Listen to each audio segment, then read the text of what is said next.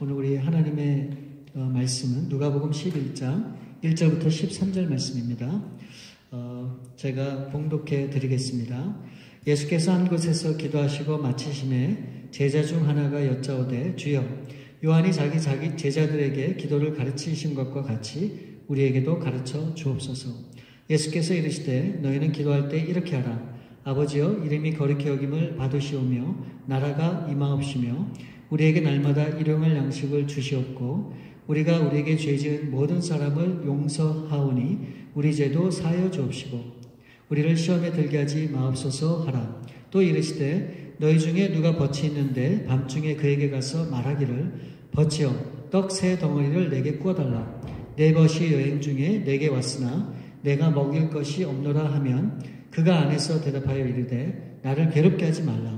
문이 이미 닫혔고 아이들이 나와 함께 침실에 누웠으니 일어나 내게 줄 수가 없노라 하겠느냐. 내가 너에게 말하노니 비록 벗됨으로 일하여서는 일어나 주지 아니할지라도 그 간청함을 인하여 일어나 그 요구대로 주리라. 내가 또 너에게 이르노니 구하라 그리하면 너에게 주실 것이요 찾으라 그러면 찾아낼 것이요 문을 두드리라 그러면 너에게 열릴 것이니 구하는 이마다 받을 것이요 찾는 이는 찾아낼 것이요 두드리는 이에게는 열릴 것이니라. 너희 중에 아버지 된 자로서 누가 아들이 생선을 달라 하는데 생선 대신에 뱀을 주며 알을 달라 하는데 전갈을 주겠느냐. 너희가 악할지라도 좋은 것을 자식에게 줄 알거든 하물며 너희 하늘 아버지께서 구하는 자에게 성령을 주시지 않겠느냐 하시니라. 아멘. 아멘. 우리 성경 구절 나오면 우리 엄은석 선생님 이것 좀 하나씩 넘겨주세요. 오늘은 가장 큰 기도의 응답이라고 하는 제목으로 우리가 함께 말씀을 나누기 원합니다. 예수님의 제자들이 예수님께 와서 기도를 가르쳐 달라라고 그렇게 했을 때 예수님께서 제자들에게 친히 가르쳐준 기도가 오늘 본문 말씀 2절부터 4절에 나오는 주기도문입니다. 주기도문. 우리가 너무너무 잘 아는 주님께서 가르쳐주신 유일한 기도가 바로 이 주기도문이죠. 그리고 이에 덧붙여서 이 누가복음을 쓴 이 누가는 기도를 어떻게 해야 하는지를 예를 들어서 보충 설명을 하고 있습니다. 그래서 주기도문을 말씀을 하신 후에 이 누가가 계속해서 이제 말씀을 이어가고 있는 거죠. 그래서 5절과 6절 말씀을 보시면 또 이르시되 너희 중에 누가 벗이 있는데 밤중에 그에게 가서 말하기를 벗이여 떡 세 덩어리를 내게 구워달라. 내 벗이 여행 중에 내게 왔으나 내가 먹을 것이 없노라 하면. 자, 지금 이 말씀에 보면 이 장면에는 몇 명의 벗이 등장하죠? 몇 명의 친구들이 등장하죠? 3명이 등장하죠. 여행 중에 찾아온 벗이 있고 또 떡을 빌리러 간 벗이 있고 그리고 자고 있었던 그 벗, 이 3명의 벗이 친구들이 이렇게 등장하고 있습니다. 이 친한 벗이 먼 여행 중에 이제 친구를 찾아서 왔단 말이죠. 그런데 막상 집에 왔는데 내어줄 음식이 없었다는 겁니다. 그래서 어쩔 수 없이 늦은 시간이지만 또 다른 친구 집에 가서 문을 두드려서 이 음식을 떡을 빌리고자 했는데 뭐라고 얘기합니까? 7절 말씀에 보면 그가 안에서 대답하여 이르되 나를 괴롭게 하지 말라. 문이 이미 닫혔고 아이들이 나와 함께 침실에 누웠으니 일어나 내게 줄 수가 없노라 하겠느냐. 너무 늦은 시간에 귀찮게 하지 말라. 그렇게 얘기하는 거죠.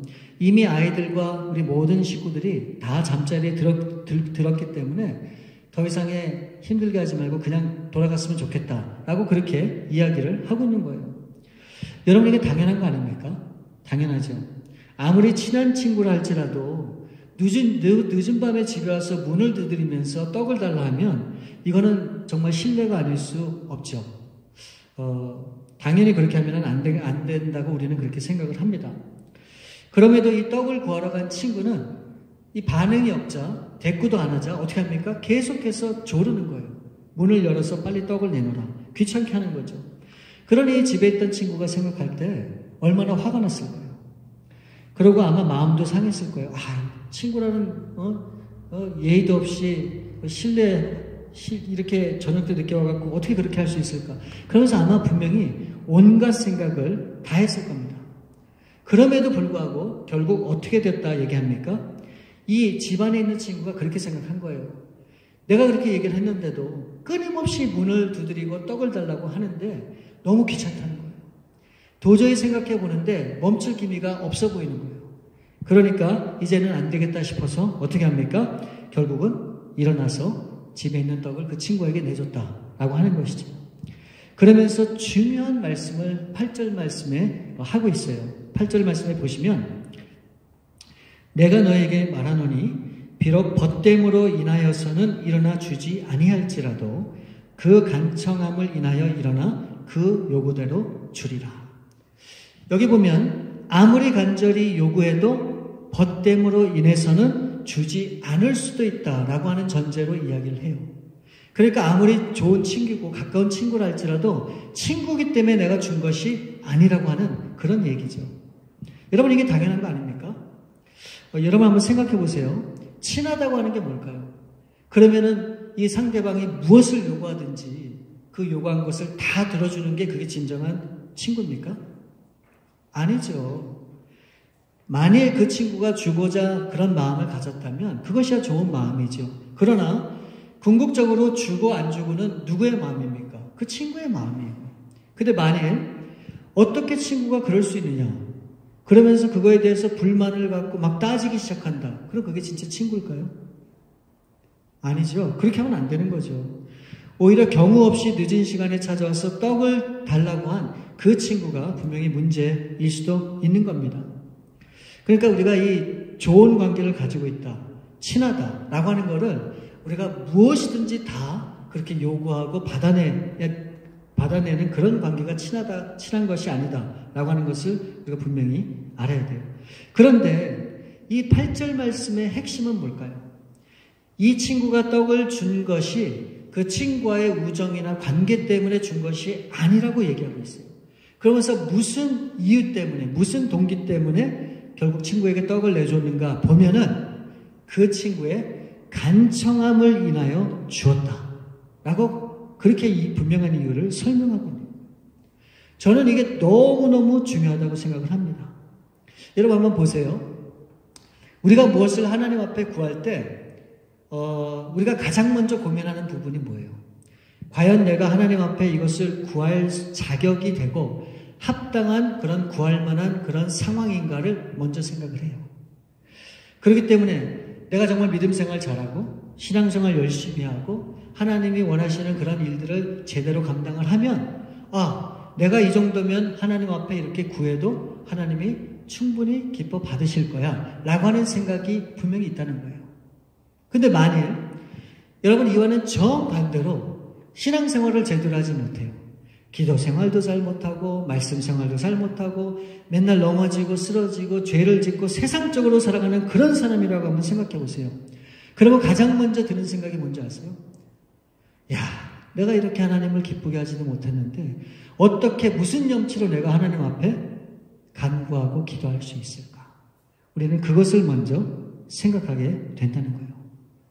그러면서 하나님 앞에 과연 내가 그렇게 할 수 있는 자격이 있을까? 이것을 따지게 되는 것이죠. 여러분, 근데 오늘 이 기도에 관한 이 메시지가 주는 것이 뭔가? 우리가 하나님과의 우리와의 어떤 특별한 좋은 관계, 그런 관계 때문에 결국 응답해 주시는 것이 아니라고 하는 것을 분명히 설명해 주고 있는 거예요. 하나님이 기도라고 하는 것을 우리 가운데 응답해 주실 때는 그 가장 근본적인 그 이유가 무엇인가? 우리의 간절함 때문에 하나님이 응답해 주신다고 하는 것을 말씀해 주시는 거예요. 여러분, 이게 기도에 관한 메시지가 너무너무 중요한 거예요. 하나님의 마음은 그렇다고 하는 것을 우리가 최소한 알고 있어야 되는 겁니다. 여러분, 근데 오늘 이 본문에 관한 이 기도의 메시지가 무엇입니까? 자, 13절 앞부분에 보면 너희가 악할지라도 좋은 것을 자식에게 줄 줄 알거든. 여러분, 하나님이 친히 우리 가운데 전제 조건을 말씀해 주셨어요. 너희가 악하다 할지라도. 그러니까 이 말씀을 통해서도 우리가 분명히 깨달을 수 있는 것은 어떤 하나님과의 좋은 관계가 있기 때문에 그 관계를 통해서 하나님께서 우리의 기도에 응답해 주시는 것이 아니라 우리가 하나님 앞에 간구하는 그 마음의 동기와 태도를 인해서 하나님이 우리 가운데 응답해 주시겠다라고 하는 것을 알려주시는 거예요. 그러니까 우리가 악하냐 악하지 않느냐 이것을 하나님께서 문제 삼지 않으신다는 거예요. 왜? 우리는 하나님의 자녀이기 때문에 그래요. 그러니까 여러분 이 말씀을 좀 더 쉽게 풀이하면 이런 거예요. 하나님은 우리에게 모든 것을 주시고자 다 예비해 놓으시고 준비를 해 놓으셨어요. 근데 우리가 그것을 받지 못하는 이유가 있는데 바로 그것은 뭐라고 얘기합니까? 하나님 앞에 구하지 않기 때문에 받을 수 없다라고 하는 걸 얘기하는 거예요. 우리는 많은 때 반대로 생각해요. 내가 하나님과의 관계가 어긋났기 때문에, 내가 하나님을 제대로 섬기지 못하기 때문에, 내 삶이 정말 하나님 보시기에 부끄럽기 때문에, 우리는 여러 가지 이유를 대면서 그런 이유 때문에 어쩌면 하나님이 기도의 응답을 안 해주신다고 생각할 수 있는데, 이 기도에 관한 말씀을 주시면서 하는 분명한 메시지가 뭡니까? 우리가 악할지라도 하나님은 이미 우리 가운데 주시기를 원하신다고 하는 거예요. 여러분, 그게 기도의 가장 중요한 저는 핵심이라고 봅니다. 왜요? 이 세상에 선한 사람은 없기 때문에 그래요. 하나님 우리를 너무너무 잘 아시는 하나님이시기 때문에 그래요. 그래서 하나님이 처음부터 말씀을 하신 거예요. 내가 악할지라도. 그리고 9절과 10절에서 계속해서 말씀을 하십니다. 내가 또 너에게 이르노니 구하라. 그러면 너에게 주실 것이요. 찾으라. 그러면 찾아낼 것이요. 문을 두드리라. 그러면 너에게 열릴 것이니 구하는 이마다 받을 것이요. 찾는 이는 찾아낼 것이요. 두드리는 이에게는 열릴 것이니라. 그러니까 결국 이 기도에 관한 말씀을 쭉 주시면서 뭐라고 말씀을 하십니까? 적극적으로 구하고 찾고 두드리라는 거예요. 그냥 적당히 해서는 안 되고 적극적으로 하나님 앞에 매달리라 라고 하는 것을 계속해서 강조하고 있는 겁니다. 그리고 11절과 12절 말씀에 뭐라고 얘기합니까? 너희 중에 아버지 된 자로서 누가 아들이 생선을 달라는데 생선 대신에 뱀을 주며 알을 달라는데 전갈을 주겠느냐. 그런 아버지는 이 세상에 없다는 거예요. 바로 하나님 아버지의 마음이 그와 같다고 하는 것을 우리에게 설명해 주시는 거예요. 그러니까 그 아버지를 믿고 어떻게 하라고요? 적극적으로 구할 것을 구하라. 그 말씀을 우리 가운데 주시는 거예요. 여러분, 그러니까 이 기도라고 하는 것은 하나님이 어떤 믿음의 형태로, 어떤 우리 신앙의 형태로 무조건 신앙생활하면 기도해야 돼. 그게 아니라 하나님은 기도를 하길 원하시는데 그 분명한 이유가 이 하나님이 예비하신 그 모든 은혜와 축복과 그 모든 것들을 우리 가운데 너무너무 주고 싶으신 거예요. 그런데 왜 안 주시는가? 구하지 않기 때문이라는 거예요. 여러분 그렇잖아요. 자녀들이 있는데 자녀가 구하지도 않았는데 엄마 아빠가 미리 알아서 필요한 것들을 다 줘요. 그럼 그 자녀가 어떻게 될까요? 제가 예전에도 한번 말씀드렸죠. 그럼 그 자녀는 버리는 거예요. 제대로 성장을 못해요. 감사가 없어요. 그러나 이 자녀가 정말 그 모든 삶을 통해서 경험을 하고 그걸 통해서 정말 너무너무 힘들고 어려운 가운데 엄마 아빠 난 이게 정말 이게 필요해요. 내가 어떻게 노력하고 해봤는데 안 돼요. 도와주세요. 그러면은 그때 엄마 아빠가 그 도움을 줄 때 그 자녀가 어떤 생각을 가질까요? 바로 이런 거란 말이죠. 그러니까 하나님은 적극적으로 구하길 원하시는 거예요. 그게 작은 일이든 큰 일이든 하나님은 하나님 앞에 그 모든 것을 떼어놓고 매달리기를 원하신다고 하는 겁니다. 그리고 결론적으로 13절 말씀에 보면 아주 중요한 내용이 나오는데 이 13절의 이 같은 내용이 마태복음 7장 11절 말씀에도 나옵니다. 제가 먼저 마태복음 7장 11절 말씀을 읽어드릴게요.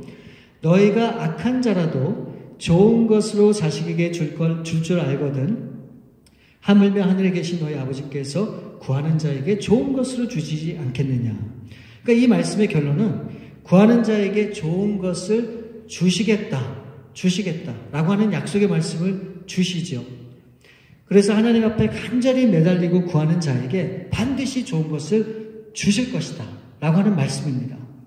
우리는 물질을 구하고 건강을 구하고 또 때로는 문제 해결을 구하지만 하나님은 이 모든 것들보다 더 좋은 것을 우리 가운데 주시겠다고 그렇게 약속하고 있는 거예요. 여러분 그 좋은 게 뭘까요? 우리가 구하는 그 모든 것보다도 더 좋은 것을 주시겠다고 말씀하고 있어요. 그게 바로 13절 말씀에 나와 있어요. 13절 말씀. 우리가 같이 한번 한 목소리를 읽어보면 좋겠습니다. 우리 한번 같이 한번 읽겠습니다. 시작. 너희가 악할지라도 좋은 것을 자식에게 줄 줄 알거든 하물며 너희 하늘 아버지께서 구하는 자에게 성령을 주시지 않겠느냐 하신다. 여러분, 우리가 구하고자 하는 수많은 것들이 있는데 그것보다도 더 가장 좋은 것을 주시겠다고 약속을 하셨는데 그게 뭐라고요? 성령이라고 말씀하고 있어요. 성령. 여러분 이게 좀 이해가 안 되죠? 아니 기도에 대한 말씀을 하시면서 갑자기 왜 성령을 구하게 하시는가? 왜 이것이 하나님께서 우리에게 주시고자 하는 최고의 선물이라고 그렇게 말씀을 하시는가? 이거에 대해서 우리가 두 가지로 오늘 말씀을 나누길 원합니다. 왜 성령이 우리 기도 가운데 가장 큰 응답이 될 수 있는지 그 두 가지를 오늘 말씀을 통해서 우리가 함께 생각해 보길 원합니다. 왜 성령이 우리 기도에 가장 큰 응답이 될까요? 그 첫 번째는 성령님은 우리를 진리 가운데 인도하시기 때문에 그렇습니다. 오늘 1절 말씀에 보면 예수께서 한 곳에서 기도하시고 마치심에 제자 중 하나가 여짜오되 주여 요한이 자기 제자들에게 기도를 가르치신 것과 같이 우리에게도 가르쳐 주옵소서. 여러분 이 말씀을 보면 예수님의 제자 중 한 명이 예수님 앞에 옵니다. 그러면서 이렇게 얘기해요. 요한이 자기 제자들에게 기도를 가르쳐 준 것처럼 우리에게도 예수님 기도를 가르쳐 주세요. 라고 그렇게 예수님께 부탁을 합니다. 여러분 여기에는 그 이유가 있어요. 그 배경을 우리가 잠시 보면 오늘 이 본문 말씀이 있는 누가복음 11장 전 말씀에 보면 누가복음 9장에 보면 예수님께서 이제 그 제자들을 세워서 이제 귀신을 제어하고 병을 고치는 능력을 주시면서 이들을 세상 가운데 보내십니다. 누가복음 9장에서요. 그리고 누가복음 10장에 들어와서 이번에는 70명을 하나님께서 세우세요. 그리고 그 70명을 이 세상으로 전도여행을 보내요. 그래서 이제 이 많은 제자들이 이 세상 가운데 전도여행을 다녀와 보니 이제 실감하게 된 거예요. 와, 정말 만만치가 않구나. 정말 뜻대로 되는 것이 아니구나. 라고 하는 것을 깨닫게 됩니다. 여러분, 제자들이 예수님 곁에 있을 때는 어떤 생각을 했습니까? 자신들이 굉장히 대단해 보였죠. 믿음 있는 것처럼 보였고 모든 것들을 감당할 수 있는 그런 능력이 있다고 그렇게 생각을 했죠. 그러고 있던 차에 예수님께서 이들을 세상 가운데 파송을 하셨을 때 이들이 경험한 건 뭐예요? 너무너무 부족하고 연약한 그런 자신들의 모습을 절실히 깨닫게 된 거죠. 그래서 이들이 깨달은 것이 무엇인가? 아, 정말 이게 기도 아니면은 이런 일들이 될 수가 없겠구나. 그래서 예수님 앞에 나와서 기도를 가르쳐달라라고 그렇게 이야기를 하고 있는 겁니다. 여러분, 사실 예수님은 이 12제자들 가운데 단 한 번도 이전에 이 기도에 관해서 가르치신 적이 없으세요. 이렇게 기도하라 저렇게 기도하라 말씀하신 적이 없으세요. 왜 그럴까요? 예수님께서는 이 제자들이 스스로 살아가면서 기도에 대한 그 필요성을 스스로 느끼고 그것을 깨닫길 원하셨기 때문에 예수님이 그렇게 하셨어요. 여러분, 우리도 다 경험을 하잖아요. 우리가 이 세상 가운데 신앙생활을 하면서 내 힘과 내 능력으로 안 된다, 뜻대로 안 된다고 하는 것을 우리가 얼마나 많이 경험을 합니까? 처음에는 할 수 있죠. 최선을 다하고 노력을 해서 어느 정도 결과를 만들어내는 것 같죠. 그러나 계속해서 그 일을 감당하다 보면 역시나 우리가 부닥치는 게 우리의 한계입니다. 나의 어떤 그런 열정을 가지고 이 모든 것을 할 것 같았지만 결국에는 나 자신의 부족한 모습을 절실히 깨달을 수밖에 없는 거죠. 그래서 우리가 경험하는 것이 뭡니까? 실망이고 좌절이죠. 그래서 예수님은 이 제자들이 이 기도에 관한 이 목마름을 가지고 예수님 앞에 찾아오길 원했고 바로 예수님은 그때까지 이 제자들을 기다리신 겁니다. 여러분, 팔복, 마태복음 5장에 보면 팔복이 나오는데 그 팔복 중에 네 번째 복이 뭔지 아십니까? 바로 그게 의에 줄이고 목마른 자는 복이 있다. 그렇게 성경에 얘기를 하고 있습니다. 의에 줄이고, 즉 하나님의 의에 대해서 줄이고 목마른 그런 여러분 삶이 있으세요? 이것을 다른 말로 하면 정말로 하나님의 뜻대로 한번 살아보고 싶습니다. 그래서 그 간절한 마음으로 그렇게 살아보기를 도전하고 결단한 그런 삶이 있냐는 것이죠. 정말로 그렇게 살기 위해서 줄이고 목마를 정도로 간절하게 하나님 앞에 내 삶과 신앙을 드리면서 하나님만을 의지하고자 하는 그런 삶이 우리 가운데 있어야 된다고 하는 것을 말씀해 주시는 거예요. 만일 신앙생활 하면서 하나님의 의가 뭔지, 하나님의 뜻이 뭔지 그것도 제대로 모르면서 우리가 그렇게 살아간다면 우리가 어떻게 하나님의 뜻대로 쓰임을 받을 수 있겠습니까? 그러니까 정말 하나님의 그 뜻, 하나님의 의를 구하면서 살고자 하는 그런 간절함이 우리 가운데 있을 때 비로소 하나님이 우리의 배를 부르게 하신다라고 성경이 말씀하고 있는 거예요. 여러분, 기도라고 하는 게 바로 그거거든요. 정말 하나님 앞에 간절한 모습으로 구하는 그런 삶이 있을 때 하나님이 우리의 모든 필요를 우리 가운데 다 채워주신다고 그렇게 말씀하고 있는 거예요. 그러니까 그 기도를 통해서 우리가 참 진리의 길로 갈 수가 있는데 바로 그 역할을 감당하시는 분이 바로 성령님이다라고 하는 것을 말씀해 주고 있는 거예요. 여러분, 내가 내 자신을 위해서만 기도하면 아무런 삶의 변화가 없어요. 그러나 내가 정말 하나님 앞에 내 자신을 내려놓고 정말 간절한 마음으로 기도할 때 그 성령이 나로 하여금 깨닫게 해주세요. 내가 살아가야 될 길이 무엇인지, 내가 감당해야 될 하나님의 뜻이 뭔지, 내가 포기하고 버려야 될 것이 무엇인지 그것을 분명히 나로 하여금 깨닫게 해주시는 그런 은혜가 있단 말이죠. 그러면 그 기도 가운데 그 성령이 주시는 음성을 따라 내가 다시 한번 결단하게 되고 하나님 앞에 다시 한번 나의 삶을 고정하고 믿음으로 진리 가운데 살기를 결단하고 나갈 수 있게 되는 것이죠. 바로 그 역할을 하시는 분이 성령님이라고 하는 겁니다. 그래서 예수님께서 말씀을 하셨죠. 요한복음 16장 7절 말씀에 내가 떠나가는 것이 너에게 유익이라. 왜요? 예수님이 가셔야지만 성령님이 이 땅 가운데 오시기 때문에 그래요. 여러분, 예수님의 제자들이 언제 변화가 됐을까요? 예수님과 3년 동안 동고동락하면서 이들은 절대 변화가 되지 않았어요. 심지어는 예수님의 그 부활을 경험하고도 이들은 변화되지 않았었습니다. 그럼 언제 제자들이 완전히 그들의 삶이 바뀌었는가? 바로 성령님이 이들 가운데 임재하셨을 때 비로소 이들 가운데 놀라운 변화가 시작된 것을 우리가 알 수가 있어요. 여러분, 좀 속된 표현이기는 하지만 우리 성령님은 저는 이와 같다고 생각을 해요. 마치 성령님은 필터와 같다.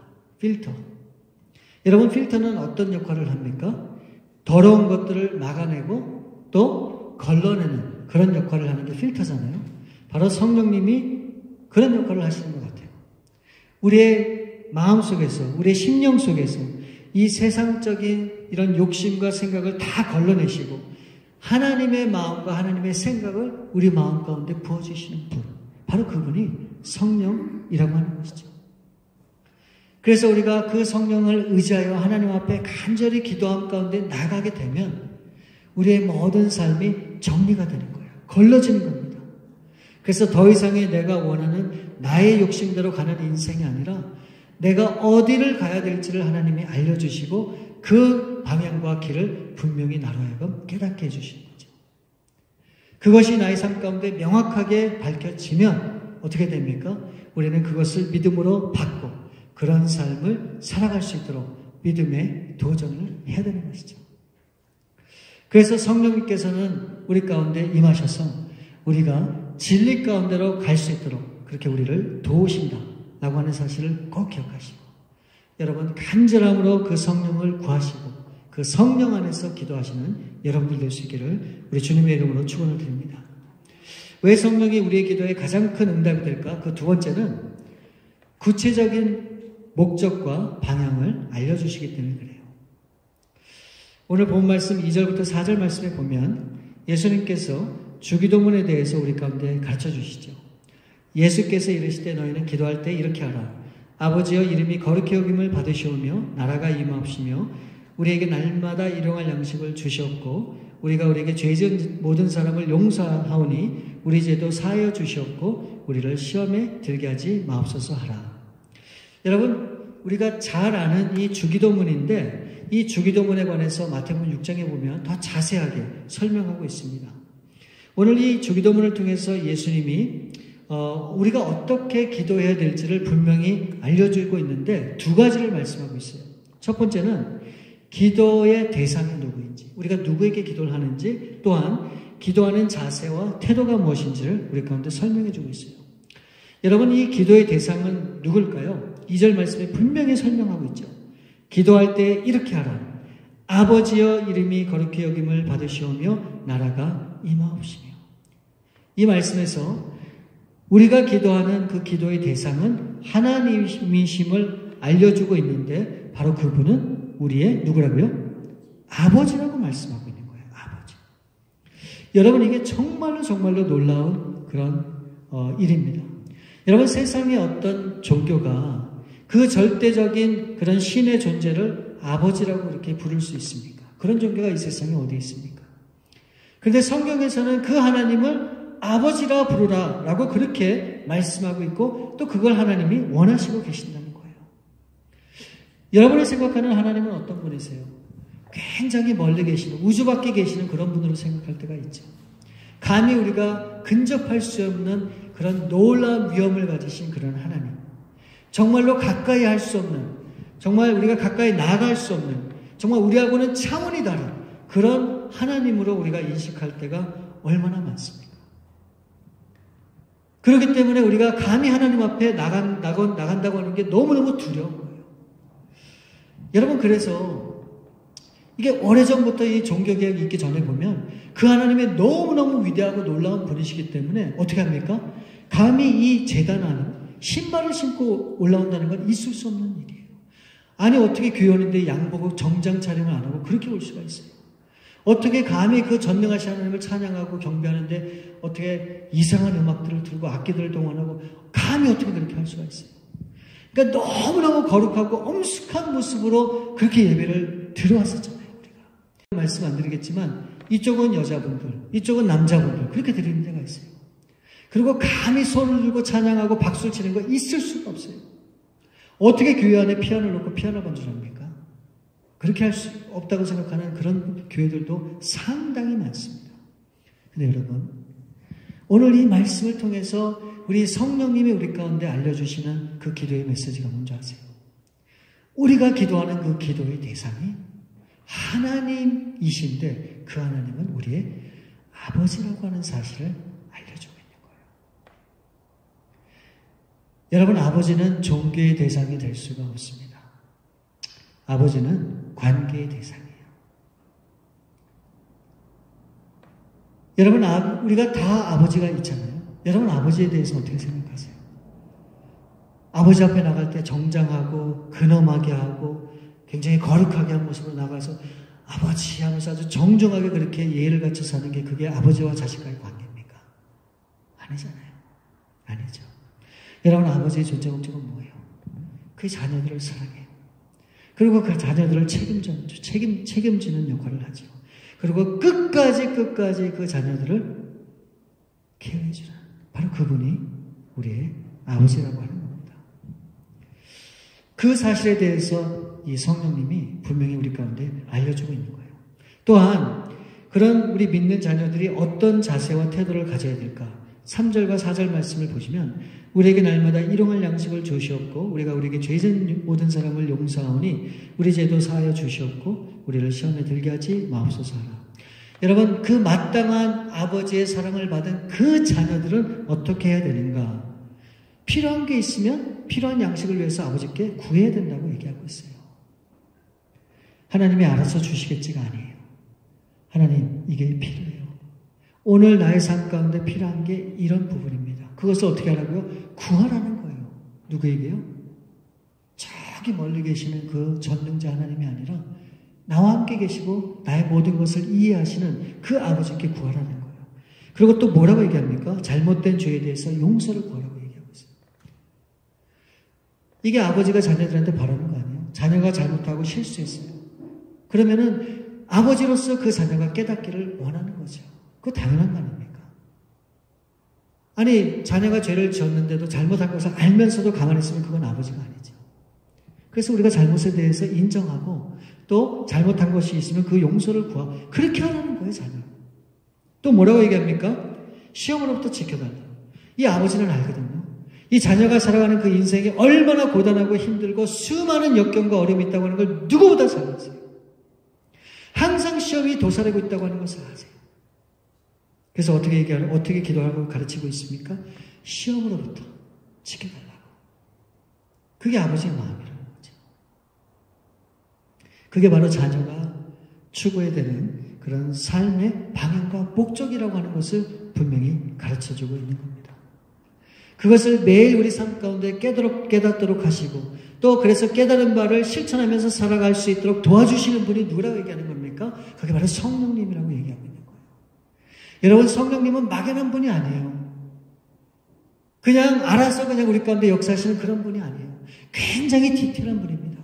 우리가 구하는 대로, 우리가 간구하는 대로, 우리가 바라는 대로 우리 가운데 우리의 모든 삶의 필요를 채워주시는 그런 분이 성령님이라고 하는 것을 알려주시는 거예요.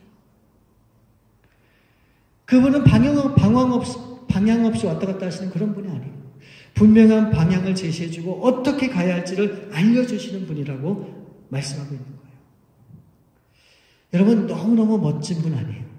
하나님은 우리의 아버지 되시고 그 아버지의 역할도 부족하다 생각하셔서 성령을 보내주시고 그 성령으로 하여금 내가 매일매일 어떻게 살아가야 될지 또 관계 속에서 어떻게 해야 될지 이 세상 가운데서 어떻게 반응해야 될지 이 모든 것을 디테일하게 알려주신다고 하는 게 우리에게 이게 얼마나 큰 축복이에요.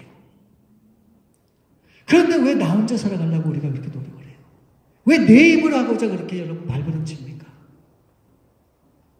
여러분, 기도는 그런 게 아니라는 거예요. 그래서 하나님이 말씀하시는 거예요. 우리 아버지께서 말씀하시는 거예요. 구하라.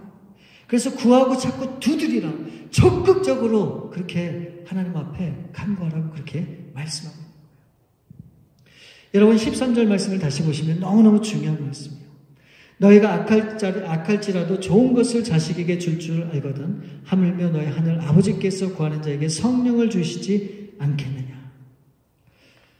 야, 하나님은 우리가 악하다고 하는 그 사실을 너무너무 잘 아시지만 그럼에도 불구하고 하나님이 성령을 주시겠다고 이미 약속까지 하고 있는 거예요. 그 말은 뭡니까? 이미 악한 그런 삶을 통해서 가는 우리의 그 삶의 모든 여정 가운데 이 성령을 통해서 우리가 어떤 삶의 변화를 가지고 이 땅 가운데를 살아갈지를 이미 하나님이 다 아시고 그 플랜을 다 준비해 놓고 그 하나님의 계획대로 우리를 인도해 가고 계시다고 하는 그 말씀인 거예요. 여러분, 하나님 어디 계시냐고요? 왜 나만 이렇게 힘드냐고요? 아니에요. 하나님은 늘 변함없이 내 곁에 계시고 나의 삶 가운데 계시고 내가 하나님 앞에 구하는 순간 하나님은 내 심령 가운데 말씀해 주시고 역사하시고 나의 모든 필요를 아시는 하나님께서 항상 주시고자 모든 준비를 갖고 기다리시고 계신 그런 하나님이라고 하는 사실을 우리가 잊으면 안 돼요. 그래서 여러분, 오늘 이 말씀을 통해서 적극적으로 구했으면 좋겠어요. 작은 일이든 큰 일이든 어떤 일이든 여러분, 하나님 앞에 간절한 마음으로 구하며 나갈 때 하나님께서 우리의 모든 필요를 채워주시고 우리 가운데 놀라운 역사를 이 성령으로 하여금 분명히 이뤄가시리라 저는 믿습니다. 그런 여러분들의 삶이 될 수 있기를 우리 주님의 이름으로 축원을 드립니다. 우리 시간 함께 기도하시겠습니다. 여러분, 예수님이 부활 승천하신 후에 이 제자들이 모여서 이 마가의 다락방에 모여서 하나님 앞에 전심으로 기도를 했습니다. 그럴 때 얼마 지나지 않아서 성령이 그들 가운데 임할 때 이들이 삶이 변화되고 그래서 놀라운 하나님의 제자들로 이 세상을 변화시키는 그런 일에 쓰임받았던 것을 우리가 보게 됩니다. 여러분, 기도 참 쉽지 않죠. 어렵다고 생각하죠. 여러분, 기도는 그런 게 아니에요. 기도는 대화예요. 누구와? 아버지와. 어려움은 어렵다고 그 아버지에게 구하고 아픔은 아프다고 그 아버지에게 토로하는 것, 바로 그게 기도란 말이죠. 정말 필요한 게 있단 말이죠. 아버지도 아세요. 근데 아버지는 그냥 주시지 않길, 그냥 주시는 걸 원치 않으세요. 내가 정말 그 필요하다고 하는 것을 그 아버지께 구하길 원해요. 그게 아버지의 마음이에요. 여러분, 그래서 하나님께서 우리 기도 가운데 다 응답해 주시기 위해서 가장 좋은 선물인 성령을 우리 가운데 주셨단 말이죠. 내가 어떨 때는 간구하지 못하고 구하지 못해도 내 안에 계시고 나와 함께 계시는 그 성령이 말할 수 없는 단식으로 나를 위해 하나님 앞에 중보하시는 겁니다. 이제는 우리가 혼자가 아니잖아요. 내 안에 성령님이 계시고 하나님이 계시고, 이제는 우리가 그분들을 의지해서 하나님 앞에 믿음으로 나갈 때 하나님이 성령을 통해서 우리 가운데 분명히 역사해 주실 겁니다. 마가의 다락방에서 정말 간절히 하나님을 구했던 것처럼 이 시간 저와 여러분이 성령을 구할 때 이 시간 하나님이 분명히 성령을 우리 가운데 보내주시고 또 충만하게 해주시려 분명히 믿습니다. 여러분의 입술을 열어서 고백하세요. 하나님, 오늘 주신 그 말씀 속에 정말 성령님이 우리 가운데 가장 좋은 기도의 응답인데 그 성령을 정말 만나보기 원합니다. 하나님, 이 시간 내 마음에 지금 성령님 찾아와 주시고 그 성령님이 임하여 주시고 이제 내가 살아가는 것이 아니고 내 안에 계신 성령으로 살아갈 수 있도록 하나님 도와주옵소서. 이 시간 우리 함께 기도하시겠습니다. 아버지 하나님, 우리 사랑하는 성령들 이 시간 마음을 활짝 열고 우리 주님의 성령을 우리 마음에 모시길 원합니다. 우리의 입술을 열어서 주님 앞에 고백하고 간구할 때 마가의 다락방에 임하셨던 그 성령이 다시 한번 우리 가운데 임하게 도와주시고 우리 심령 가운데 자정하여 주셔서 이제 그 성령님이 우리로 하여금 말할 수 없는 단식으로 기도해 주시고 대신하여 하나님 앞에 우리의 모든 간구와 우리의 모든 소원을 아뢰 때 하나님 우리의 삶에 필요한 것들이 채워주시고 정말 우리가 가야 될 방향을 온전히 알게 하시고 이제 우리가 어떤 삶을 살아가야 할지를 분명히 깨닫도록 도와주셔서 이제 내가 원하는 나의 인생이 아니라 나를 통해 꿈을 꾸시고 기대하시고 바라시고 소망하시는 그 하나님의 뜻을 믿음으로 갈 수 있는 아버지 우리 모두가 될 수 있도록 하나님 역사해 주옵소서. 이 시간 다시 한번 성령님이 우리의 삶을 주장해 주시고 우리의 생각을 주장해 주셔서 오 하나님 그 주님의 성령으로 이제 살아갈 수 있도록 하나님 은혜를 베풀어 주옵소서. 우리 사랑하는 성도님들, 여러 가지 삶이 어렵고 힘들 때, 지칠 때 하나님 우리 자신만을 바라보며 환경을 탓하고 그 환경 속에서 참으로 안타까울 때가 우리가 사실 얼마나 많습니까? 그러나 오늘 이 말씀을 통해 약속하신 그 성령이 우리 가운데 있기에 다시 한번 우리 그 주님의 성령을 의지하여 모든 것들을 믿음으로 담대히 이기고 나가는 그런 귀한 삶을 하나님 도와주옵소서. 오 주님, 오 주님 함께 해주옵소서. 우리 참으로 좋으신 아버지 감사합니다. 우리가 어떻게 기도해야 될지를 우리 주님께서 주기도문을 통해서 알려주셨지만 그 모든 기도보다도 더 좋은 것을 우리 가운데 주시겠다고 약속을 해주셨습니다. 하나님 그게 누굽니까? 바로 성령님이십니다. 우리가 물질을 구하고 건강을 구하고 우리의 필요를 구하고 우리의 모든 것을 다 구한다 할지라도 이 모든 것보다도 가장 좋은 그 성령이 우리 마음에 계시다면 하나님 우리의 모든 필요를 우리가 구하기도 전에 우리 성령님께서 알아서 우리를 인도하시고 진리 가운데 우리의 삶을 하나님께서 갈 수 있도록 하시리라 분명히 믿기에 그 좋으신 성령은 꼭 우리의 심령과 마음 가운데 하나님 영접하고 그 성령님이 함께하는 그런 삶을 살아갈 수 있도록 하나님 은혜를 베풀어 주셨기 원합니다. 그래서 이제는 혼자가 아니고 우리와 함께 계시는 그 성령으로 말미암아 늘 승리하는 그런 복된 삶을 살아가는 우리 사랑하는 모든 성령 다 되도록 하나님 역사해 주시옵소서. 모든 것을 우리 주 앞에 감사하고 드리옵고 우리 거룩하신 주 예수 그리스도 이름으로 감사하며 기도를 드립니다.